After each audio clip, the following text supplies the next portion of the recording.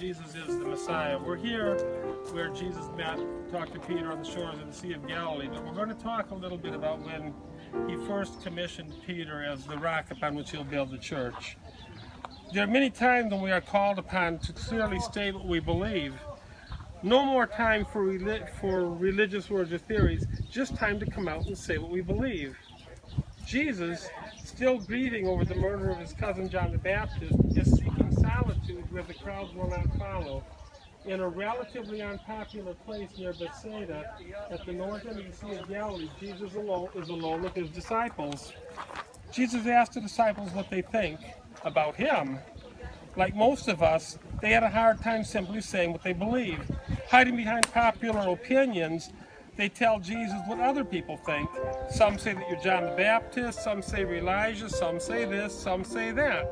But Jesus, more insistent, asked the question again, emphasizing the you. Who do you say that I am? Peter steps forward to answer the question. I'm going to read from Matthew, okay?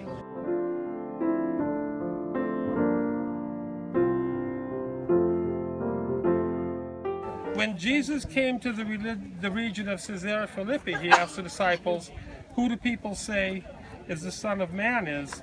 And they replied, "Some say John the Baptist, others say Elijah, still others Jeremiah or one of the prophets." "But what about you?" he asked. "Who do you say that I am?" Simon Peter answered, "You are the Messiah, the Son of the living God." Jesus replied, "Blessed are you, Simon, son of Jonah, for this was not revealed to you by flesh and blood, but by my Father in heaven. And I tell you that you are Peter, and on this rock I will build my church, and the gates of hell will not overcome it.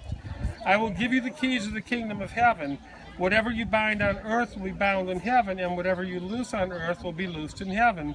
Then he ordered his disciples not to tell anyone that he was the Messiah. From that time on, Jesus began to explain to his disciples that he must go to Jerusalem and suffer many things at the hands of the elders, the chief priests, and the teachers of the law, and that he must be killed and on the third day be raised from the dead. So Peter took him aside and began to rebuke him. "Never, Lord," he said, "this shall never happen to you." Jesus turned to Peter and said, "Get behind me, Satan. You are a stumbling block to me. You do not have in mind the concerns of God, but merely human concerns."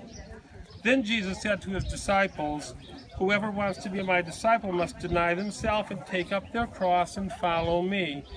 For whoever wants to save their life will lose it, but whoever loses their life for me will find it. What good will it be for someone to gain the whole world yet forfeit their soul? Or what can anyone give in exchange for their soul?"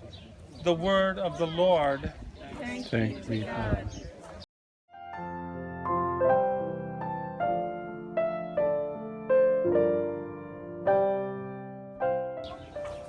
Sometimes we have our ups and downs, but let's think of the ups and downs of Peter as we read this.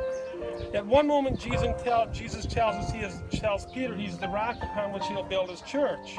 A few moments later, he rebukes Peter, saying, "Get behind me, Satan." And so it goes with Peter, up and down and up, and down and back. Peter tells Jesus to depart from me, for I'm a sinful man, but Jesus tells Peter that you will be a fisher of men. Peter bravely steps off the boat during the storm, then he becomes afraid and starts to sink. Peter denies Jesus 3 times. 3 times Jesus tells Peter to feed my sheep, take care of my lambs.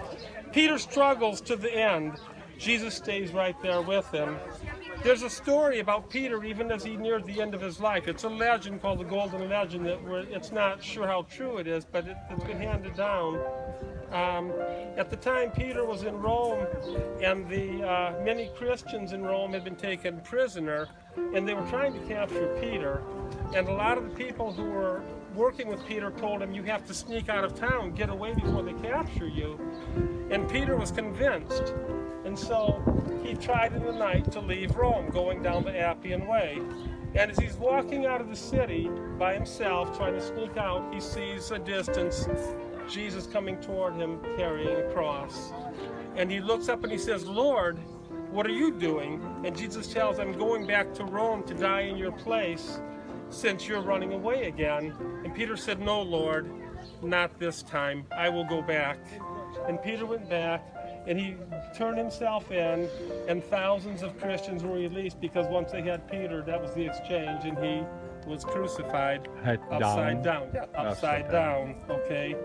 So basically, we have our ups and downs. Look at Peter. Every down he had, he was able to come back, and it was like a roller coaster ride for him. So when everything is on the line for us, we have to will we follow Jesus or will we deny him? Thank you. You're welcome.